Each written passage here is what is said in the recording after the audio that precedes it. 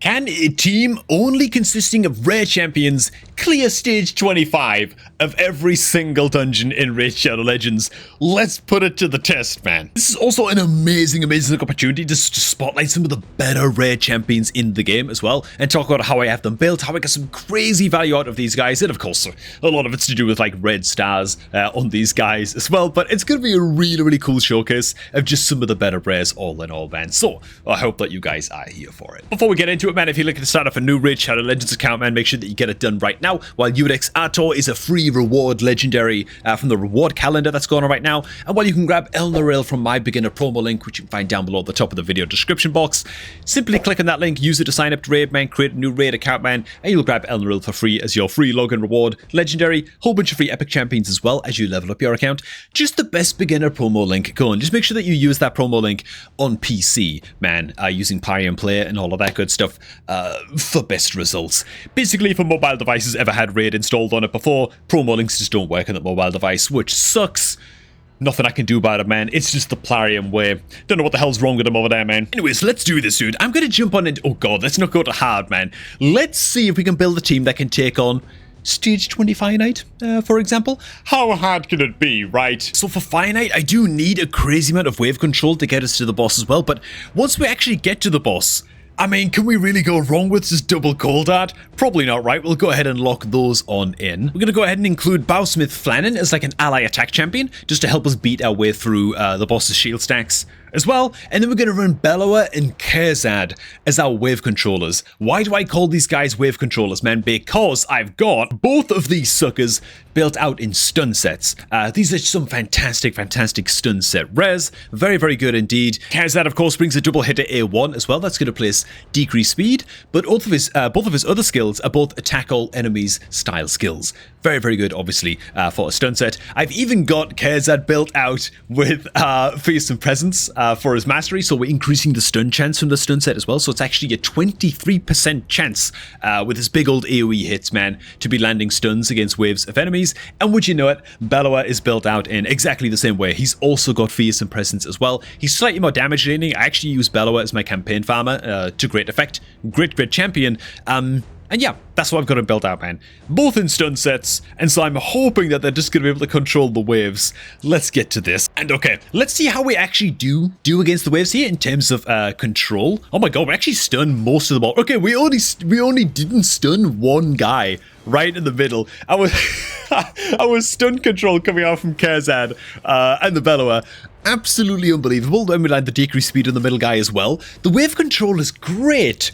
The damage might be a little bit lacking. We're able to re-land the stun on some guys there as well. We're just relying almost purely on stun set RNG, which does make this a little bit nervous. It might take like a couple of attempts to get this done, and just to make it to the boss, because oh god, the stuns are starting to fail to land here.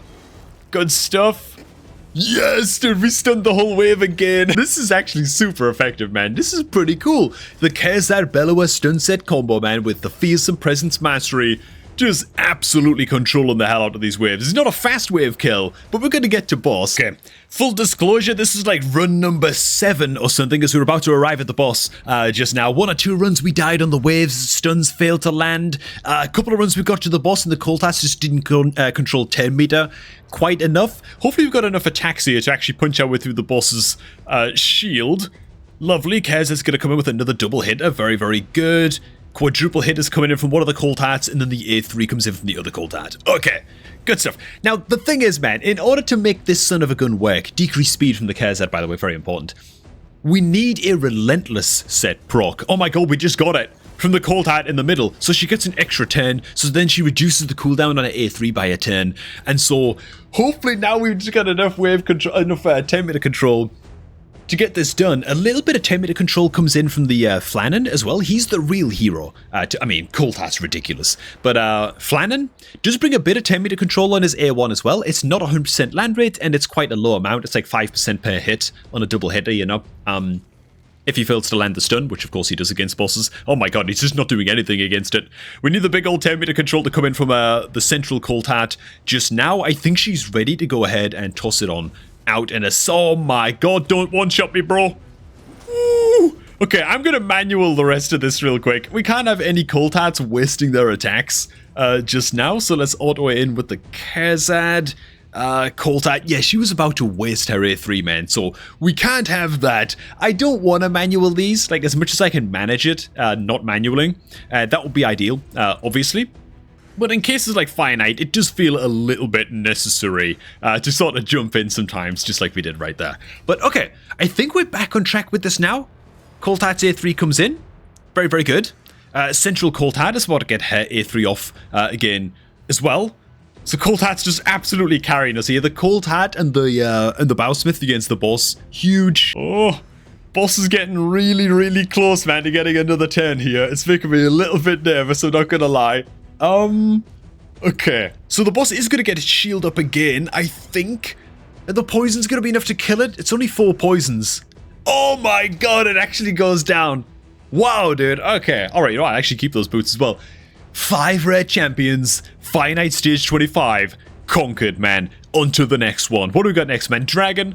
Dude, it's gonna be easy. Just to spotlight the champions that we just covered, by the way, I want to do this after every run. If there's like some standout champions that made a big, big difference. Bowsmith is an incredible rare champion. Very, very good, of course. Double hitter A1 with a chance of placing stun. Decreased 10 meter instead. Low chance if he fails to land the stun. As in that 10 meter control can still work against bosses and stuff, even if you can't land the stun, which is great. AoE decreased speed. Chance of getting an extra turn whenever he lands the decreased speed on 3 or more enemies. And so that's great as well. And Coltat sort of speaks for herself as well, you know. Quadruple hitter A1 is unbelievable against Fire Knight. The big damage and the 10 meter control from the A3 is obviously amazing as well. Just 2 fantastic rare champions right there that were absolutely integral to our advancement in Fire Knight. Now, as for Dragon, things are going to have to change up quite a lot. By changing things by a lot, I of course just mean switching out the Bowsmith Flannan for the humble Kayle, right? Kayle is going to bring at least the quadruple hitter with a chance to place poison against the boss. I think it's going to be massive for us actually getting the boss dead.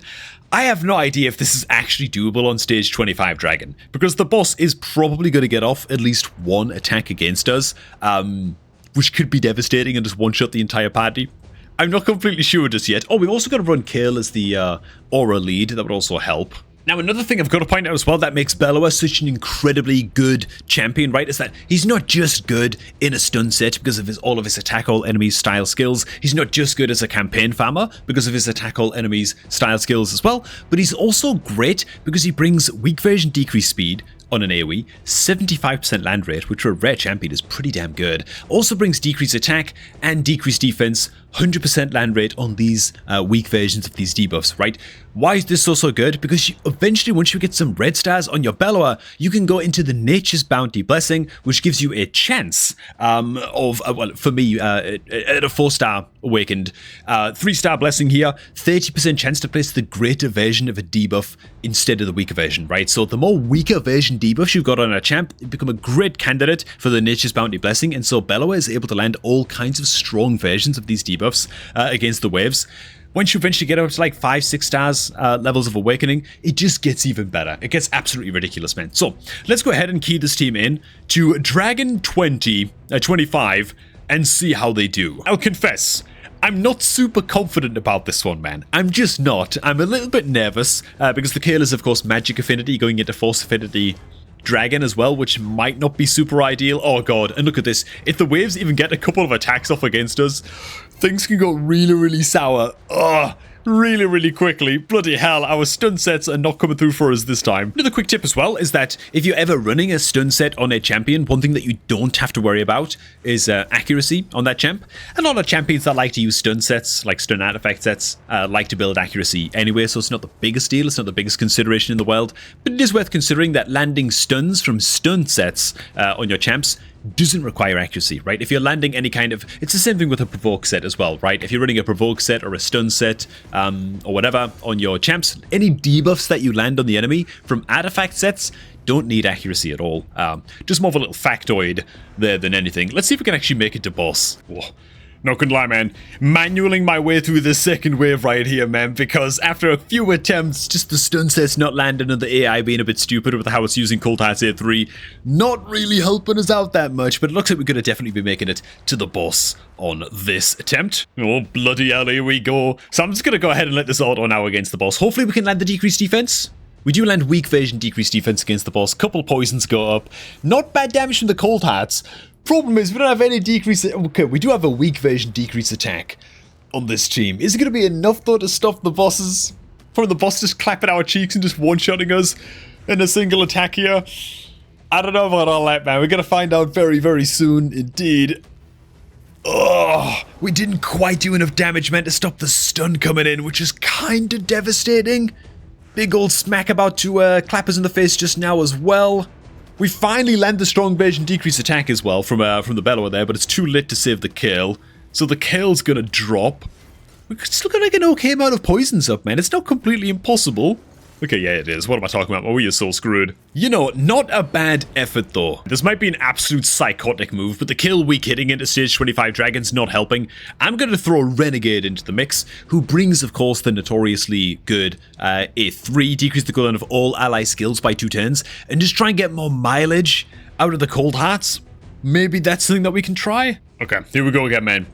Let's try this again, shall we? Can we land the... Okay, we do actually land the... Okay, we do actually land the strong decrease attack. Not too bad. We can also go ahead and try and land a poison here now with this first Cold Heart, blah, blah, blah. Cold Heart A3. Not too bad of a stat, to be honest, if I do say so myself. Now, the timing of the Renegade's A3 is like a huge, huge deal. Now, I don't think I want to use it right away. Maybe? Or maybe I do. No, I don't. I don't want to use it straight away. I want the Cold Heart as an A3 ready to go. Right, here she comes. That should shut down the boss's blah, blah, blah. Land another poison. Oh, we actually failed to land the poison that time because it was no... Okay, never mind. It doesn't matter. Then the Renegade is going to get to use her blah, blah, blah. In just a second. We get all kinds of cooldown reset just now. So let's do that. Reset the cooldowns. Well, not exactly, but... for most of the Cold Heart skills, the cooldowns dial down by a hell of a lot, so that's pretty good. I should have used A1 there. That was a slight mistake. Oh my god, dude. Tell you what, man, we put in a bloody good effort here. The amount of extra turns and stuff that the Cold Heart is getting is very, very great. Oh my god, man, she gets another extra turn? And she lands the poison. Dude, we might actually just do this. I thought that all hope was lost here. I'm not gonna lie. Extra turn? No. Oh my god, it's gonna be doable though. The Cold Heart has an A3 ready. I don't need to use the blah blah blah yet. Yes, dude, we actually nailed. Oh my god. Okay, that's like the biggest cheese ever. That's the biggest cheese ever. But we didn't even get optimal RNG there. We were still able to pull that off. Oh my god. Stage 25 Dragon done. All rare team. That feels good. Now it's time for the Spider Challenge, which frankly, I'm just going to consider stage 20 to be stage 25. I'm just going to check. There's no way. Okay, it's tough to do stage 25 with just only epic champions, depending on what you've got on your roster, let alone rares. Stage 25 is very, very difficult. Might be doable if I got like 4 Cold Hearts or something. Like some stupid build like that, but for now, I'm just going to go ahead and run in like basically the same build that we're already running. This one's spotlighting the Renegade, of course. Just an unbelievable champ for coming up with like very, very cheesy strategies like this. And so, yeah, going to have it open up with the A2, Cold Heart A3, very, very good. Oh, we did land the strong decreased defense as well. That's why we're doing so much damage here. So another big old hit comes on in. Now we might lose one of the Cold Hearts though. Oh, God, live. Oh, bloody hell. That Cold Heart's not dead to poisons, right? She can't be. She just can't be. She's got to be alive and for the cooldown reset here. Oh, but it's still not ready yet. Oh, she's got to live. She's got to live, man. We're relying on some stun set magic to keep her alive. Oh, never mind. She healed like crazy from the blah, blah, blah. Okay, doesn't matter, man. Big old wave clear here. Now we're just going to get our Cold Hearts back to using their A3. That's the only thing that matters. And then the boss is dead on stage 20 Spider, which I think is pretty good. And I'll take that as a win, right? We can go ahead and skip past the Renegade's turn real quick. Cold Heart is... Dude, she's such a cheat code, man. Oh my god, 1.6 million. That's without bloody weaken debuff either. Okay, there you go. Stage 20 done. That's good enough for me for Spider. Okay, I'm not going to try and push further. So even just stage 21 gets stupidly difficult in terms of the Spiderling attack speeds. It takes a massive increase on stage 21. The boss health spikes a hell of a lot. Like stage 20 from like going beyond stage 20, I feel like in Spider's Den has the biggest power creep, the quickest. Okay, last up, man. Ice Golem. Let's see what we can put together for the... Oh, let's just go in for stage 25, man. Who am I fooling? Let's see what we can put together here. Okay, for Ice Golem, I think this is what we're going to run, man. We get to run the Kale as the aura lead in this one. It's magic affinity, so that's good. We get a little bit of HP aura. For the Ice Golem, I'm going to go ahead and tag back in the Flannan as well. More stuns, more crowd control. I'm not relying on the Cold Hearts in this one, purely because dealing massive health damage to the Ice Golem boss is not necessarily good news, just saying the least. I don't want to be triggering those counterattacks that often if I can avoid it. And so, yeah, just a lower damage, more control-heavy approach. Ice Golem survival comes first, and that's why we're also tagging in the Reliquary Tender, right? Incredibly good rare champion support, brings a single target revive, which is amazing on a 5-10 cooldown on the year 3. Also brings debuff removal and continuous heal buff as well on the year 2, which I think is going to be fantastic. Oh yeah, weak version decrease attack debuff. This is going to be very important to get up against the boss as well. I don't know, dude. We're really asking a lot of a lone Reliquary Tender here to support our way through this. Let's just see how she can do, man. Stage 25. Let's have it, lads. I guess the waves at this point, I'll just kind of skip on through them. You guys know the drill. You guys saw basically how this wave control combination is going to work, as you saw it happen already in Finite, so there's not a whole lot for me to show here, right? Okay, let's just skip to the boss. Oh my god, man. This second wave, man, with these bloody increased defense buffs are taking so long to kill, dude. I've been here for like a minute and a half already, bro. Gotta land the stun over here now from the Bowlsmith. He fails to do so. We take a poke of damage. Not ideal. Anyways, I will really see you at the boss now. Okay, so I want to say that I'm cool to just kind of let this auto.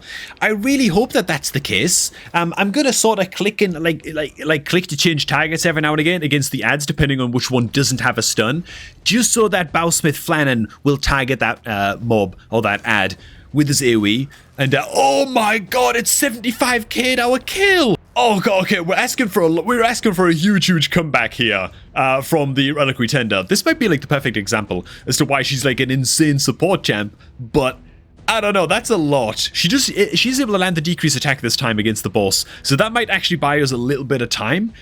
This might be comebackable, maybe. Bloody hell. Oh, the continuous heal buff is up. We gotta stun this guy. The stun resisted. What are we doing here? Oh, can I even revive anybody right now? Won't they just die instantly? I don't think I can afford to revive anybody right now, man. Legit, I think I've got to wait for a turn because the boss is about to just go absolutely ape and one-shot the hell out of somebody. Please land the stun, Bowlsmith. There we go. Oh god, I don't know about all this. This might be asking for too much, man. Oh, then again, Bowlsmith is doing a great job at like constantly stunning up the ads. You know, I think if we actually had the ads dead and like a decreased speed debuff and stuff up against the boss, we'd be able to do this. I'm gonna go ahead and retry. Okay, man, it's time to tag in the Tree Shield Knot, man. I'm just gonna go full support. Screw the Kale. This run's gonna take like 20 minutes, man. I don't care, man. I mean, it's gonna be like 1 minute for you guys if we pull it off. Tree Shield Knot, I've just put him in all of my best immortal gear. That's it, really. I've even got ahead enough throwing him in a bloody demonic effigy. I just put him in the best gear I can get because he's only level 50, and frankly, he needs it, man. But he's going to bring all kinds of shields. He's also going to bring not just like the double revive, shields people up when he revives them as well, which is great, but he brings a weak version increased defense buff on all allies as well, which I think is also going to be quite important for getting ourselves through this. So let's go ahead and run it in. This is the Mega Ultra Defensive team that we're running. I think this is the one. Oh man, here we go. Oh my god. Dude, this is gonna take a little while, man. It's gonna take a little while, but you know what? That's okay, man. I've got no life anyway. I'll be here all night. You know what I'm saying? I guess I'll just go ahead and check in with you guys whenever there's any, like, meaningful update. First of all, the A3 does land a strong version of decreased attack. Okay, that's a big step in the right direction. Now we just need the Tree Shield not to exist and to live and to prosper without getting one-shotted by the boss's A2, I guess it is. So let's just see how that goes when the boss gets its turn in just a second. It's coming up just now. Oh god, even with strong decreased attack, man, if it crits against the nerd being the Bellower, bloody hell, it's still really, really scary, man. Okay, let's just see if we can cling to life here, get some heals off, and blah, blah, blah. Oh, first ad dead, it only took us like 2 minutes, man, but it's all good. We're doing it, man. We're getting there. I mean, as long as the boss doesn't just like smack us around the house or like smack us around the face with like a huge like 4-man crit or something just ridiculous when he gets his attacks in.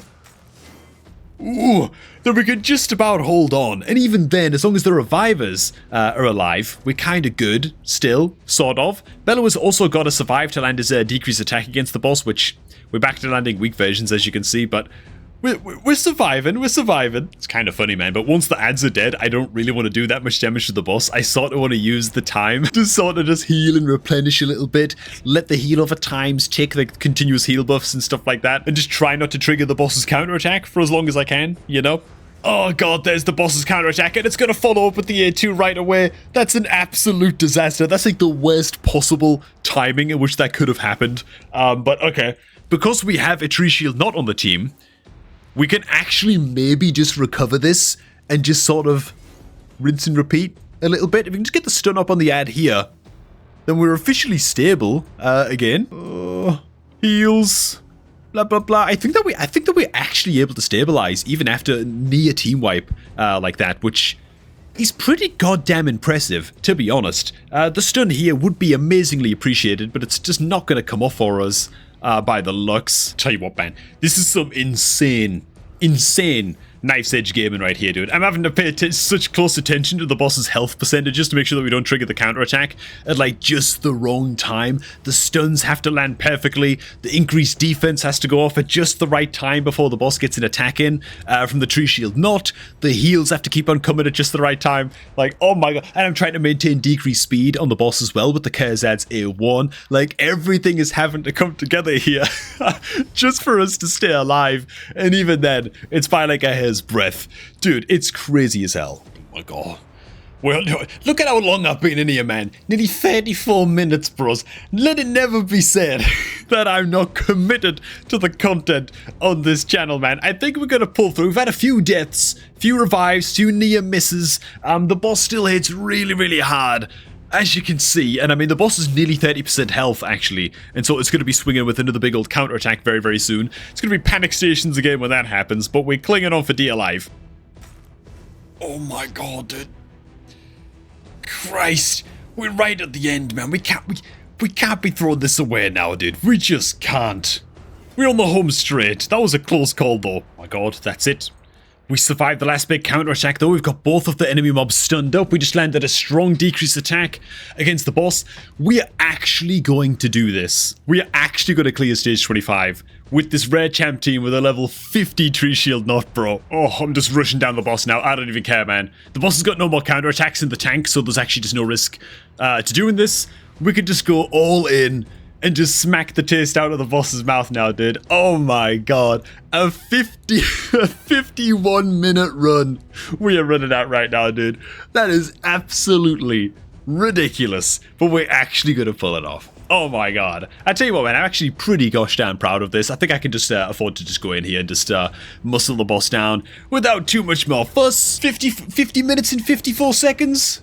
No problem, man. What do we get? Not a bad little reflex shield. You know what? I'll go ahead and keep that. There you go, man. A little bit longer than my best time, to say the least, but there you have it. And there you have it, man. The power of some of these rare champions, dude, especially the Tree Shield Not, by the way. Special shout out to him, sitting currently at level 50 on my account without masteries or anything like that, and so he really came in big for us there at the end. Yeah. Crazy what you can get done, man, with a bunch of rare champs. Obviously, intermingled in with other better champions would be lovely for making these runs a little bit more sure, a little bit faster, but still, fun challenge, man. Oh my god, that Ice Golem run, dude. What the hell was that? Hey, thanks for watching, guys. Hope you also did enjoy this one, man. If you did, make sure to like on the video and all of that good stuff to help me salve my pain. And if you're looking to start off a new Raid Shadow Legends account, man, make sure that you get it done using my Beginner promo link, which you can find down below at the top of the video description box, man. Simply click on that link on your PC. Use it to sign up to Raid, man. Grab yourself a free bunch of epic champions as you level up your account. Now I'm going to catch all of you all just a tad bit later.